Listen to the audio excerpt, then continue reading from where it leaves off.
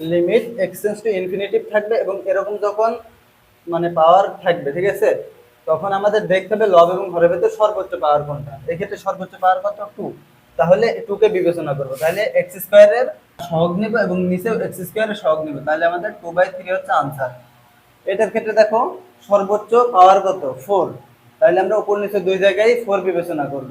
তাহলে দেখো তো উপরে তো x⁴ নাই, তার মানে কি সহগ 0 আছে, নিচে কত আছে 4, তার মানে আনসার কত 0।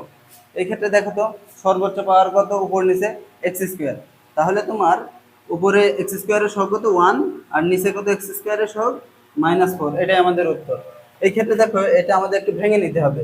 ভেঙে নিলে এরকম হয় না যে 2 - x divided by x, limit x tends to infinity. তাহলে এক্ষেত্রে এক্স হচ্ছে সর্বোচ্চ পাওয়ার 1, তাহলে আমাদের -1 আছে উপরে এবং 1 আছে এখানে, তাহলে -1 হচ্ছে আমাদের উত্তর।